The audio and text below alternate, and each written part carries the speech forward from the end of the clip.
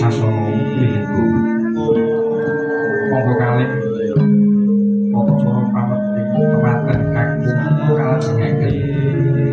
cara pangandika pasrah sarta panarpine kemanten kakung. Tata cara ingkang angka 3 inggih menika upacara panginging manten sekalian kalajengaken probogan.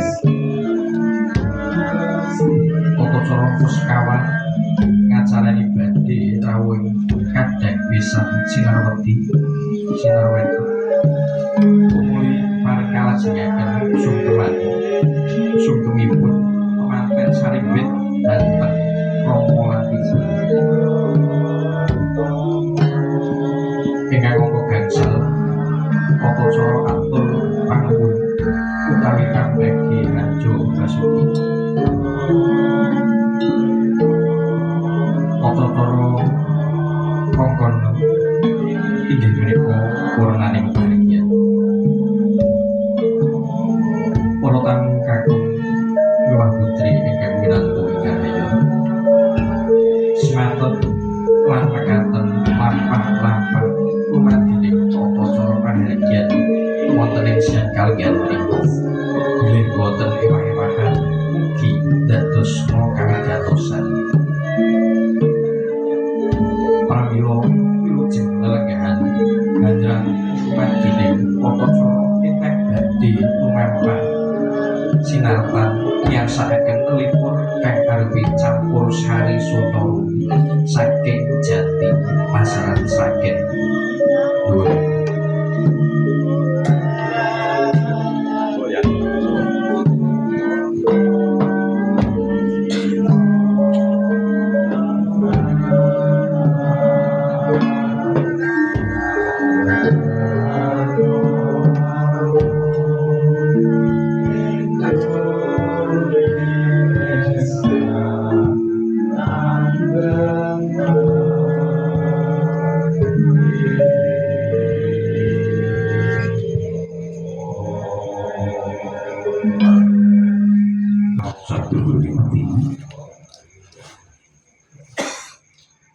Mugi wayang mangsa kula menawi kodrat saking pangmasaning Gusti kanggo panjenengan. Dene lumadining tata cara ingkang sebisa nedhi kapawayaken inggih pamboyongi temanten putih saking sasana busana kakanthi mancing sasana pinanci. Ganti menika dumateng ingkang abagati panjenengan Bapak Wisatono sekalian kagem Daya jingkar saking sasana panggatu jepateng ganding temanten putih. Daya temanten putih kakanthi micil saking sasana busana kakanthi mancing sasana kursi entuk landulan dumateng ibu panganggo pangati busana keparang ati sing dumateng tata cara pamboyongi temanten putih. Biasanya semua warna Piung bang wayang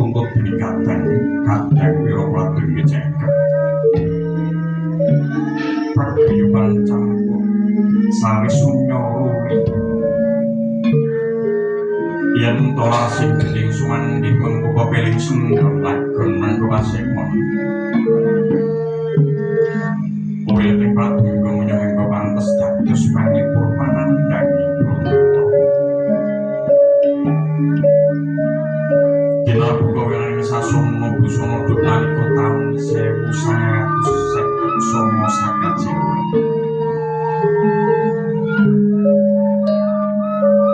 Dumawa kodrat saking Gusti Kang akarya jagat ana dina kang utama. Sasi kang piniji wektu kang linemu dinten Kamis Kliwon utawi Pati Kasih. Surya kaping 12 Februari Warsa 2021. Mangsa kawulungan mangsa kudu bisa lagu hasta brata. Tegese hasta wolu brata lagu. Wonten madyaning kampung ngepos ana bale wisma. Matang samadya turta saroe prasaja. Pandene sunarihana lae hawit saranduning wisma pinanta pon pepantaning sarowi. Dina patut runtut satengah patut. Dhateng nomo kawan mengki kinaryo ajeng paragan pambiwal dari temanten saringgi. Sinten to ingkang dados kegunaan carita nenggih putri kang dinomo Domo. Putri kang ginadeng gadeng. Wiwit alit ginolo golo. Bincang wawiyo mendem jero mikul dhuwur kateng asmaning tiyang Hananging sinambat raine kusamaning ayu Raratika ingkang sawiga ninggal mangsa muda ngracut alam mojo ge mancing tatane kadewasa lumbaning samudra bebrayan. Dan ya saking pandi busana kawis tingal mencorong bejane nggo bintane putri kang sules dewan. Maksana denare-hare dini romo ibu senatan teleken kawit cangkaran papayung budi rahayu widodo niskolo rahayu kang ilmu jumbo kang dinayu sumbutu kang jil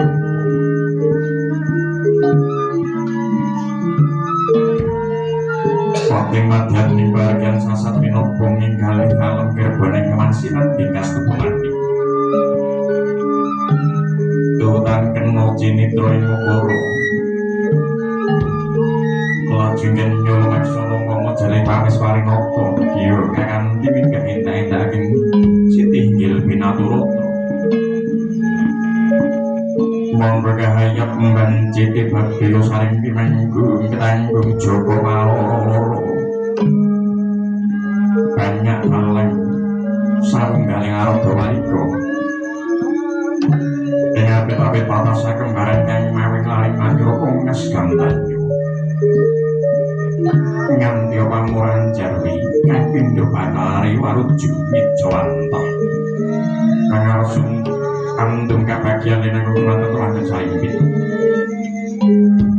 wis nyopi narak lenggah kanthi hanggono ras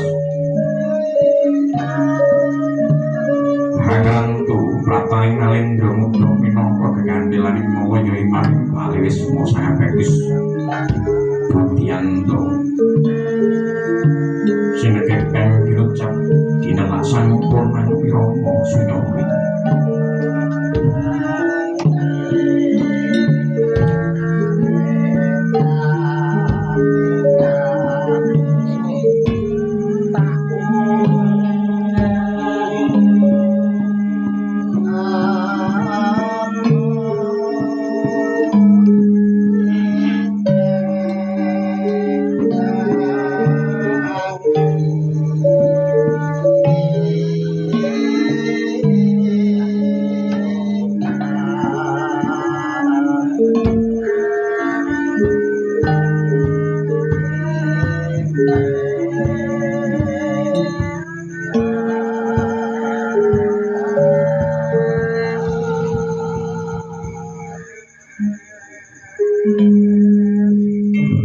Sang Ibu Prihartati ingkang bilengih wonten Padegahan Mojoroto RT 8 RW 3 Kelurahan Dawungan Kecamatan Mangasaran Kabupaten Sragen Arso Tinarbuka asri nggih.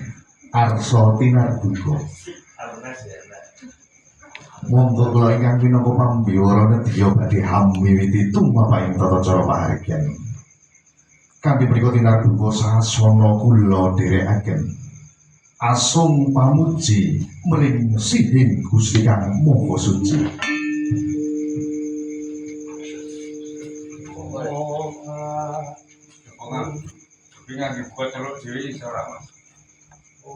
Om awit nam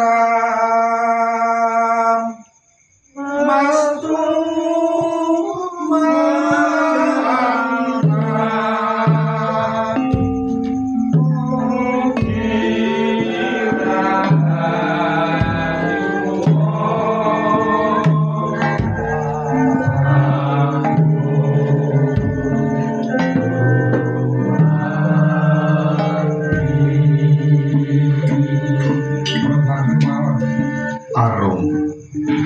arum kang raras mangawung sesanti pamudya studi lengging setya mahabrama kang rinengging ing palakrami.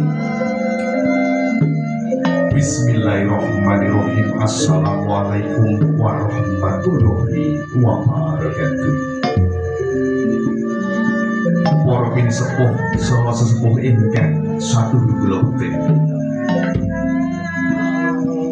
sagung tamu sinedahan kakung delasan putri ingkang winantu ing pakurmatan. Sangya Sutresna Pamentri Budaya Adiluhung ingkang winantu ing Rahayu. Para pabeyan saha kadang werda muda karang taruna ingkang kula tresnani.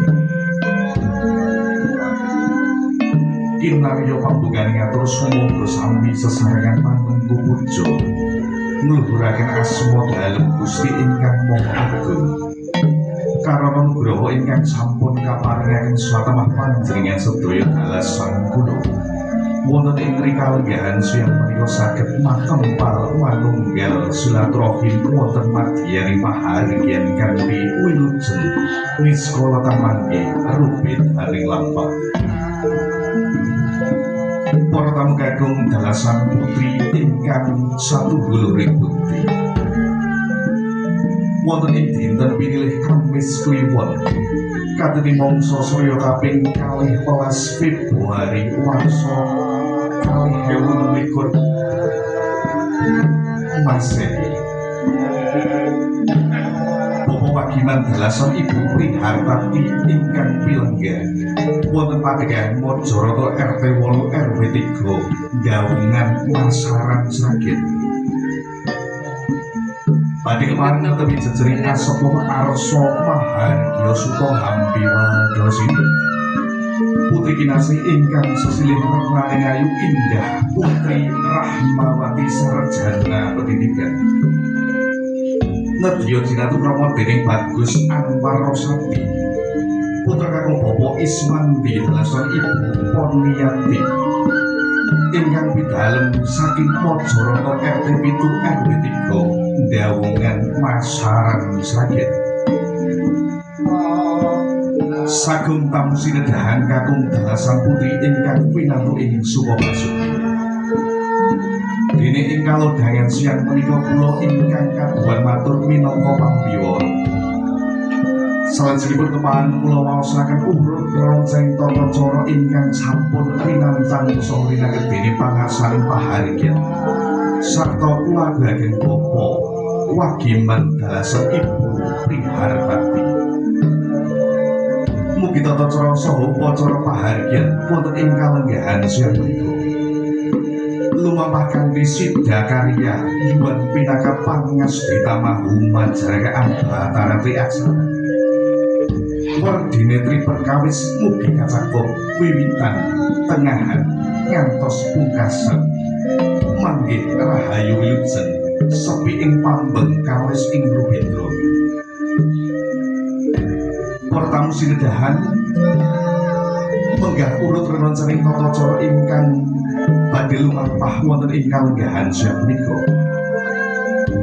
Ingkang sepisan ngacarani lenggahipun temanten putri saking sasana busana arsa dhateng kursi ringga bali winanipun.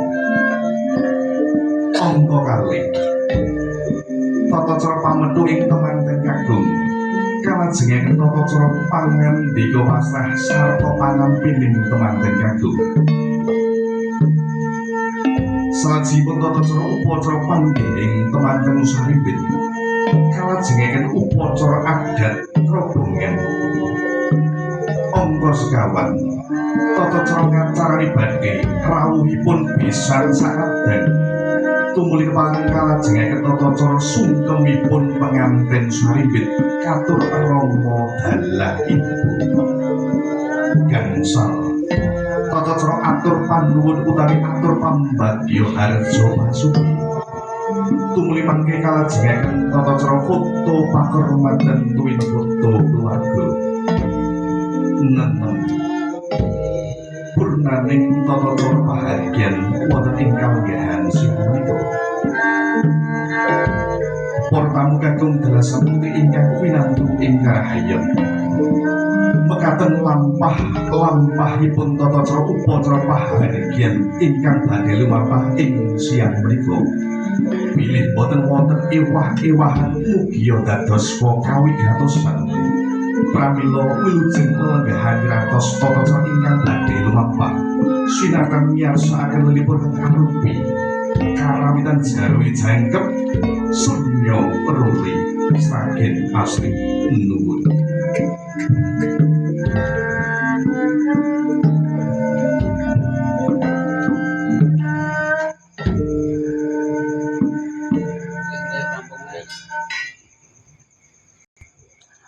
Kawistara sampun kepareng dumugi wahyane mangsa kala. Tata cara parigyan wanci dalu kalenggahan. Nedya kapurwakan rumajaning tata cara ingkang sepisan. Pamboyong temanten putri saking sasana busana.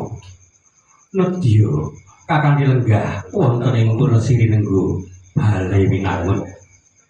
Kanthi menika katur ingkang hameng kugati sarimbit kadherekaken gotrah kulawarga miyat saking palenggahan tumuju ing sasana busana. Daya-daya penganten putri Warayu Dewi Rahayu kakanthi miyat saking sasana Tepaswani arasa kakanthi lenggah wonten ing Puresiri Nenggo Bale Winangun.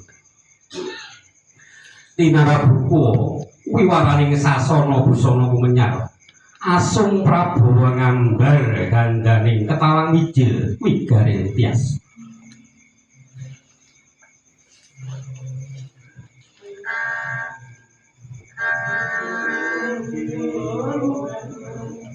Dupiya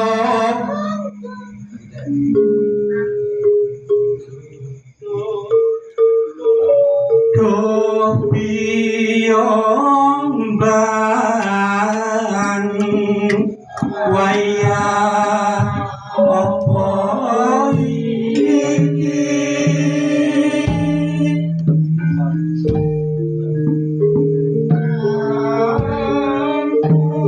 duk nalika taun 1947 saka Jawa. Jawa ing Guntara mangsa kawon. Ana dina kang wis utama, sasi kang wis nyawiji, wektu kang tinemu.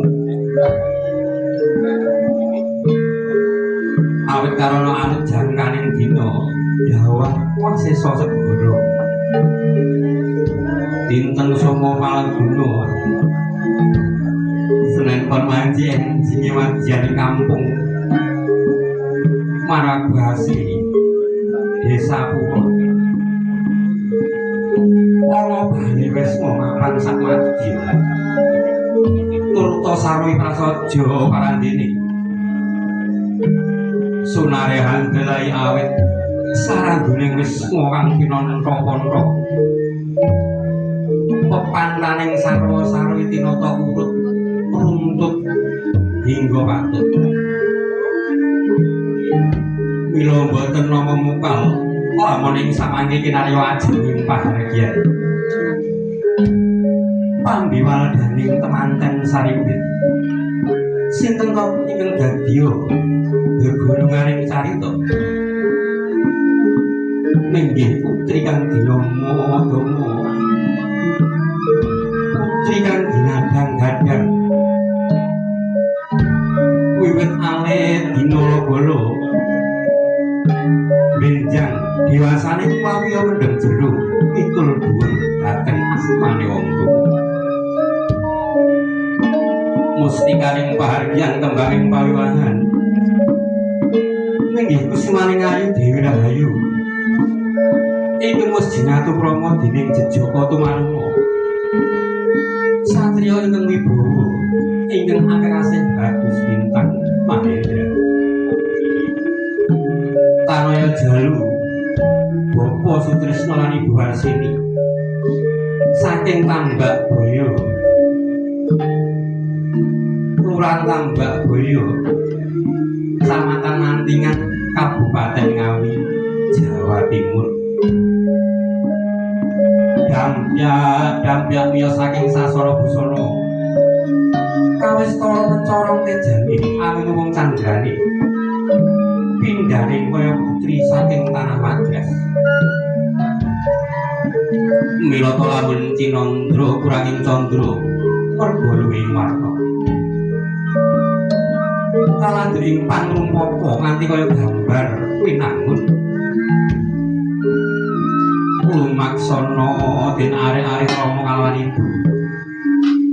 Ingkang sinartonteken kawicaksanan pepayung Budi Rahayu. Dirahayu kang tansah tinemu. Widodo wis kala ing sampikala.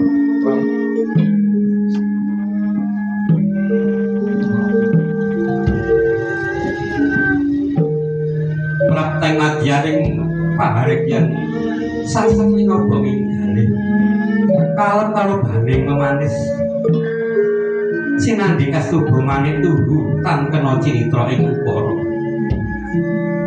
Waju kenya lumaksana umpama jedring prameswari rata ya kakanthi minggah indak-indakane sitinggil binaturata. Mongko kahayang mbanceti budaya Srimpi manggung ketanggung Japa paloro-loro banyak dalang sawunggaling Ardhawalipa.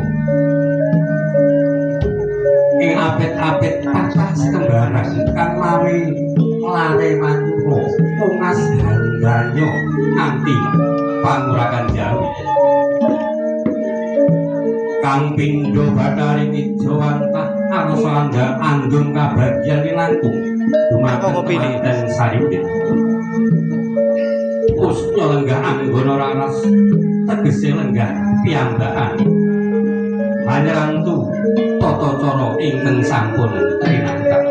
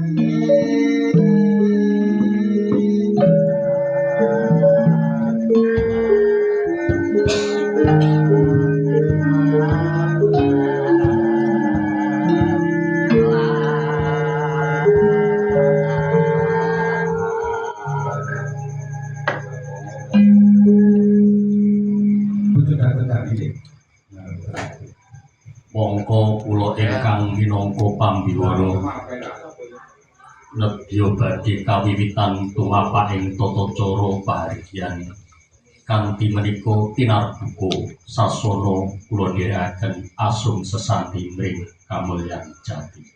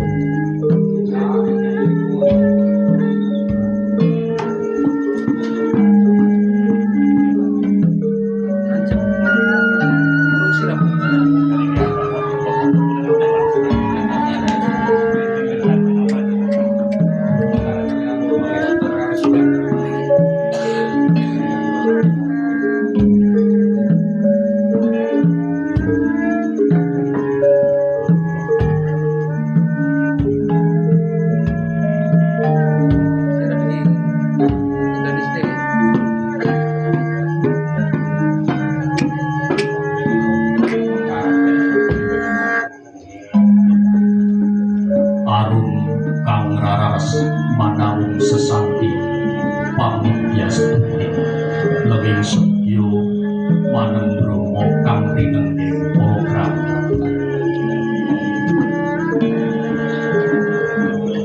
para bini sepuh saha sesepuh ingkang kawula benteni sagung tamu sinedahan kakung putri ingkang winantu ing pakurmatan Samya Sutresna Pametri Budaya Adiluhung ingkang winentu ing Karahayu Inaryo pambukaning atur monggo sami sesarengan panungku bojo ngluhuraken asma dalem Gusti ingkang pakarya jagat karo nugroho ingkang sampun kaparingaken dumateng panjenengan sedaya lan kula wonten ing kalenggahan menika kula lan panjenengan saged kempal manunggal silaturahmi wonten madyaning wisma pahargyan kanthi wilujeng niskala tan mangkin rubidaning lampah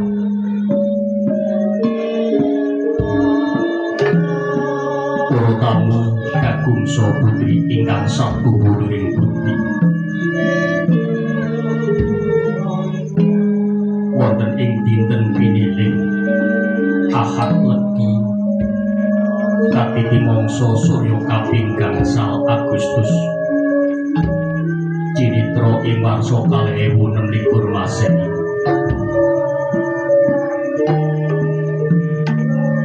Bapak Ibu Sukoco sekalian kepareng badhe netepi jejering sepuh arsa Amartya Suta Abiwadosiri putri kinasih ingkang sesilih tresnaning Ayodhya Pitaloka nedya jinatukrama dening Bagus Sri Kuncoro putra kagungipun Bapak Harjono ingkang pidalem saking Semarang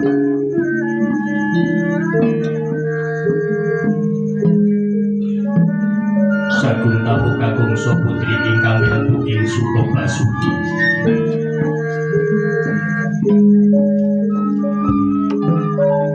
wonten ing siang menika kula ingkang kadhawan matur minangka pambiwara salajengipun keparenga kula badhe maosaken urut rerencening tata cara saha upacara parigyan wonten ing siang menika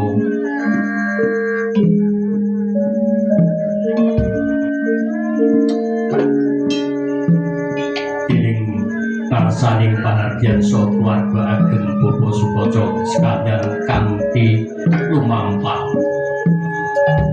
Sida Karya Yuan Pinaka Pangadistana Bumajaraka Anbatara Trikaksa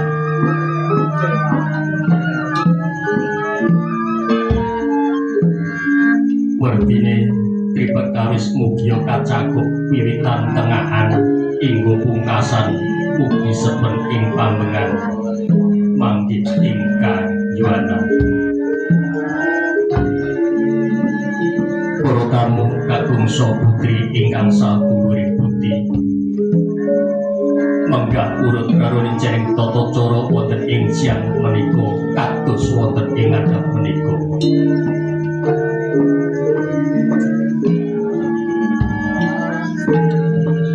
tata cara ingkang sepisan ngacarani lenggahipun penganten putri saking Sasoro Busana dhateng kursi rirenggo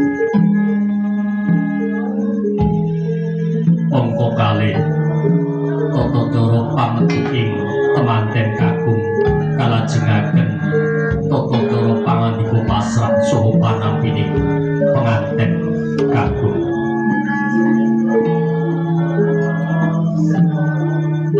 angka 3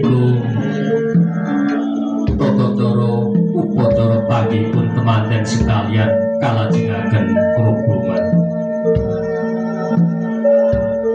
angka 1 tata cara ngacarani badhe rawuhipun kadang pisan kinasih kalajengaken sungkemipun penganten sekalian katur dumateng rama lan ibunipun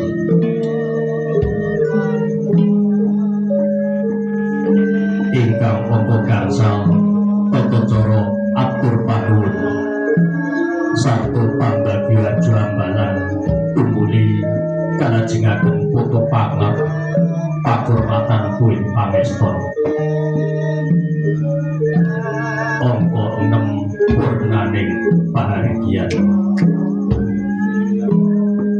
Para tamu kakung putri ingkang winentu ing Suko Basuki mekaten lampah-lampahipun tata cara upacara pahargyan ingkang badhe lumampah wonten ing siang menika bilih boten wonten ewah-ewahan. Pas, kalau gendengnya pas banget.